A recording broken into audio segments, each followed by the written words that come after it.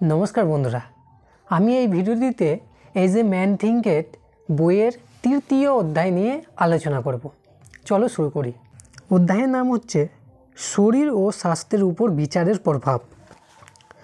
বিচার যদি সুন্দর ও সুখকর হয় তাহলে সেই আদেশের ভিত্তিতে তা সুন্দর হয়ে ওঠে এবং যৌবনরূপী বস্ত্র ধারণ করে।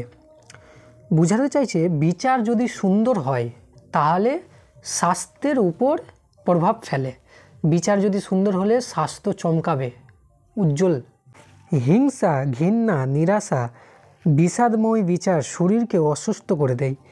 হিংসা, কাউকে দেখে ঘৃণা করা, এইসব যদি চিন্তা ভাবনা মাথায় আসে তাহলে তোমার শরীরটা ধীরে ধীরে নষ্ট হয়ে যাবে। হঠাৎ করেই আপনার শরীর ভেঙে যেতে পারে না বা আপনাকে দেখতে খারাপ লাগতে পারে না, তার জন্য সম্পূর্ণরূপে দায়ী আপনার ভেতরের তিক্ত বিচার। তোমার যদি এখন শরীর খারাপ থাকে, কোনো শরীরে গ্লেজ মারছে না চেহারায়, তাহলে বুঝতে হবে কি এটার আগে কোনো আমি ভুল বিচার করেছি, তার ফলে এটা হয়েছে। অহংকার, মূর্খামি এবং দুর্বাসনার কারণে আপনার মুখে বলিরেখা পড়তে পারে। তোমার যদি অহংকার থাকে, তুমি একদমই না বুঝে তুঝে মূর্খামি করো, বিচার আলতু ফালতু বিচার করো, তাহলে তোমার পরবর্তীকালে চেহারা ডাউন হয়ে যাবে। চেহারায় অনেক রকমের দাগ পড়ে যায় না, ওই দাগ পড়বে। এবার একটা উদাহরণ দিয়ে বুঝিয়েছে। আমি একজন 96 বছরের মহিলাকে চিনি যার মুখ এখনও পর্যন্ত একজন অবোধ বালিকার মতোই উজ্জ্বল, সপ্রতিভ। আর একজন ব্যক্তি আছেন যার বয়স খুব বেশি না, কিন্তু এই বয়সেই যেন তার সমস্ত রূপ রঙ্গ শেষ হয়ে গিয়েছে। তার মুখের অবস্থা খুবই বেমানান। প্রথম যে মহিলার উদাহরণ দিলাম সেটা হলো মধুর ও হাসি খুশি থাকার পরিণাম। যে মহিলাটার এখনও চেহারায় উজ্জ্বলতা আছে, সেই মহিলাটা সবসময় হাসি খুশি থাকতো।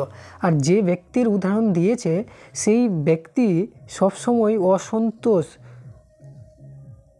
দুর্বাসনা। যে ব্যক্তির উদাহরণ দিয়েছে সেই ব্যক্তি হাসি খুশি থাকে না, তাই জন্য তার চেহারার এই পরিণাম। শরীরের অসুখ দূর করার জন্য প্রসন্নতাপূর্ণ বিচারের চেয়ে বড় ডাক্তার আর কেউ হতে পারে না। শরীরের অসুখ দূর করার জন্য ভালো বিচার নিয়ে আসতে হবে, তাহলেই শরীরটা সুস্থ হয়ে উঠবে। এই লাইনটিতে বোঝাতে চেয়েছে কি অসুখ দূর করার জন্য প্রসন্নতাপূর্ণ বিচারের চেয়ে বড় ডাক্তার কেউ নেই, মানে ভালো বিচারের চেয়ে বড় ডাক্তার কেউ নেই। ক্রমাগত তিক্ততা, সন্দেহ, হিংসা এবং দুর্ভাবপূর্ণ বিচারের জন্ম দেওয়ার অর্থ হলো নিজেকে এমন একটা গৃহে বন্দি করে ফেলা যেখানে সুখের মুখ দেখা যায় না। এই লাইনটি ভালোভাবে বোঝো। কি বোঝাতে চাইছে? সন্দেহ, হিংসা, দুর্ভাবপূর্ণ বিচারের মানে খারাপ যদি বিচার জন্ম দাও নিজের জীবনে, তাহলে তুমি একটা অন্ধকার ঘরের মধ্যে পড়ে থাকবে, সেখানে কোনো সুখ থাকবে না। তাই জন্য ভালো বিচার নিয়ে আসতে হবে জীবনে, তাহলে সুখ, শান্তি, শরীর সবই কিছু পাবে। ভিডিওটি যদি ভালো লেগে থাকে তাহলে অবশ্যই লাইক, সাবস্ক্রাইব আর কমেন্ট করে জানিও কেমন লাগলো।